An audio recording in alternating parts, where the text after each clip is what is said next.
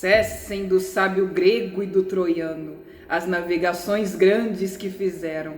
Cale-se de Alexandro e de Trajano a fama das vitórias que tiveram. Que eu canto o peito ilustre lusitano, a quem Netuno e Marte obedeceram. Cesse tudo que a musa antiga canta, que outro valor mais alto se alevanta. Olá, pessoal! Tudo bem com vocês? Eis-me aqui de volta, Amanda Anderman, a guia de vocês pelas maravilhas da cidade maravilhosa, também conhecida como Rio de Janeiro. Adivinharam pela introdução épica deste vídeo sobre o que vamos falar hoje? Pois se não, não tem problema, eu digo para suas senhorias, vamos falar sobre alguns dos grandes navegadores que nos idos de 1300, 1500, 1400, tornaram possível o nosso Brasil varonil. Mas antes de ir direto para o tema do vídeo, devo lembrá-los que estou oferecendo tours a pé, por enquanto, pela cidade do Rio de Janeiro, e todos eles estão descritinhos no meu site, cujo link estará na descrição desse vídeo, assim como no primeiro comentário fixado. Então é só vocês irem lá, clicarem no link, me mandarem mensagem de texto via WhatsApp, isso é muito importante, fazerem suas reservas e vamos passear, meu povo! Vamos conhecer pessoalmente a cidade maravilhosa, comigo, Amanda Anderman, a guia de vocês, é claro. Então agora, sem mais delongas, vamos direto para o tema do vídeo. Sobre 3 desses grandes navegadores, eu já falei tanto no vídeo sobre a verdadeira data de descobrimento, como também no vídeo da resenha do livro Bomba. E claro, deixarei o link dos dois aqui nos cards para vocês. Até porque, para não ficar muito repetitivo esse vídeo, eu não vou falar aqui de novo tudo que eu falei nesses 2 vídeos. Então, para vocês não ficarem de fora, recomendo que cliquem nos links também e vejam aí esses 2 vídeos para completar. Mas então, o nosso primeiro grande navegador não poderia ser ninguém menos que Cabral? Não, Sancho Brandão, o verdadeiro descobridor do Brasil. Para os que não viram ainda os outros vídeos, aquele que verdadeiramente descobriu o Brasil em 1342. Esta foi a verdadeira data de descobrimento do Brasil. Nem 1500, nem Cabral, nem nada disso. Além disso, como eu já falei nos outros vídeos, não foi por acaso coisíssima nenhuma. Ele era um navegador muito experiente, assim como os navegadores portugueses já em 1300, portanto ele conhecia o mar e também o conhecimento das terras que haviam no Atlântico, na teoria, era fato mais do que conhecido nessa época. Mas já tinha tecnologia para fazer essa viagem naquela época? O pessoal de tecnologia resolve tudo? Não adianta nada você ter em mãos o alto da tecnologia da época se você não tem conhecimento para manejar essa tecnologia. Em compensação, quem já tem conhecimento, até com a tecnologia mais rudimentar, consegue inovar e fazer múltiplas coisas. Em 1300 era a mesma coisa. O conhecimento já estava ali, teórico. Por isso é que foi possível. E claro que as embarcações daquela época já davam conta assim. Não eram, claro, as caravelas de 1500, obviamente, mas juntando com o conhecimento que já havia, claro que foi possível. E fato é que os reis templários portugueses já detinham esse conhecimento, como eu já falei antes. Inclusive, o primeiro registro da ilha do Brasil, eles realmente achavam que fosse uma ilha em 1300, mas aí dá uma colherzinha de chá. Afinal, como eu disse, era o conhecimento teórico que já estava ali, faltava comprovar na prática. Encontra-se na Carta Náutica do cartógrafo genovês Anges d'Alorto, elaborada em 1325, onde a ilha do Brasil figura a oeste da costa sul da Irlanda. o nosso segundo navegador de que vamos falar nesse vídeo é ninguém menos que Duarte Pacheco Pereira. Ele realizou algumas viagens à costa da Guiné sob as ordens do rei Dom João II. Depois, a sua competência em matéria geográfica e cosmográfica, assim como a sua experiência como navegador, fizeram com que ele figurasse entre os membros da delegação portuguesa que estavam presentes na assinatura do Tratado de Tordesilhas em 1494. Por conta de tudo isso, o rei Dom Manuel I, em 1948, encarregou-o de uma expedição relacionada com a demarcação da linha estabelecida pelo mesmo tratado. A tarefa do Duarte Pacheco Pereira foi justamente chegar aqui e explorar o que era domínio português segundo o Tratado de Tordesilhas. Ver o que tem ali. Ele escreveu o livro Esmeraldo Cito Orbis, que ficou censurado por mais de 400 anos por ordem do rei Dom Manuel I. Tamanha era a vontade dele de manter tudo na encolha. Nosso próximo navegador é ninguém menos que Nicolau Coelho.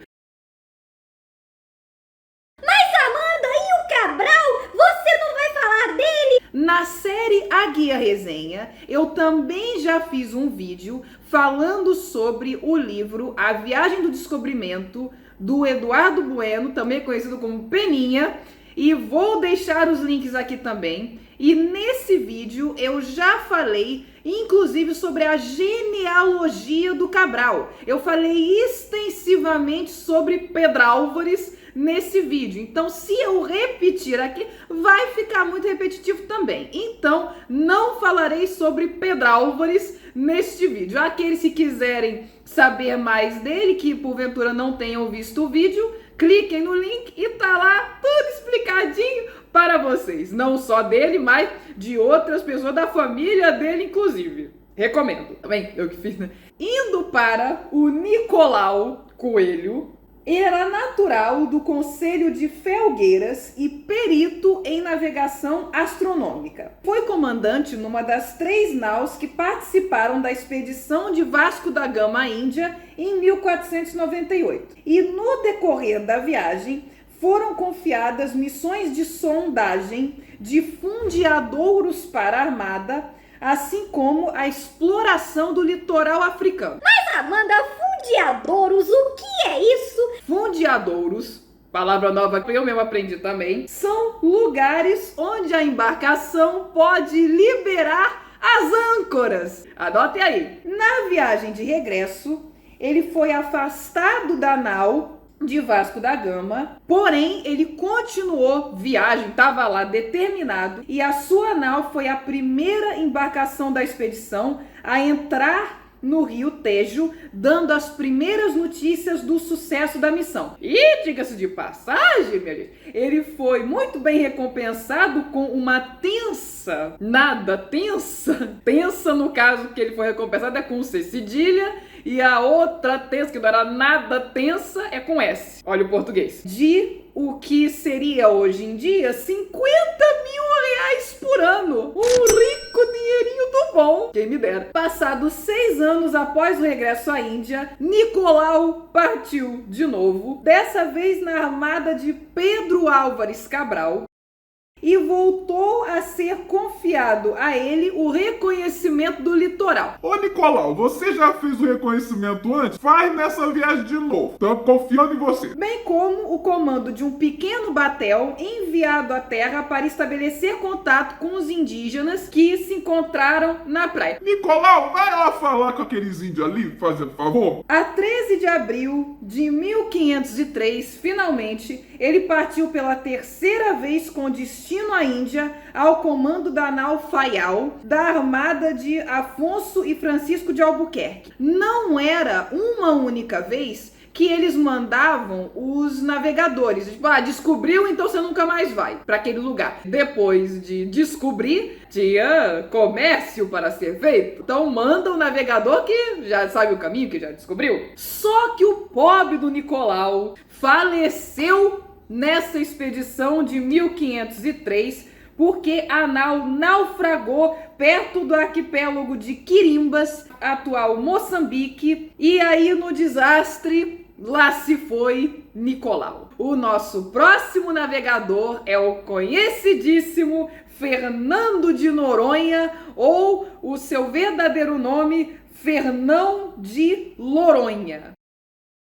Ele nasceu na cidade de Lisboa em 1470, casou-se com Violante de Noronha e teve um filho chamado Diogo de Noronha Andrade. Foi cavaleiro da casa do rei Dom Manuel e do rei Dom João III. Então era pessoa importante. Além disso, quebrando algumas narrativas, ele era judeu convertido. Nem todos eram hostilizados, ficavam à margem da sociedade nem nada disso. Alguns tinham até postos de nobreza em Portugal. Não era tudo preto no branco igual na Espanha. E após o grande êxito de suas explorações no ano de 1504, a ilha, o rei concedeu a ilha para ele como capitania hereditária. Então, sim, a ilha de Fernando de Noronha, que até hoje, por sinal, tem o nome dele, e não à toa, conhecidíssima por ser uma ilha onde tudo é caro, ele, na verdade, nomeou-a de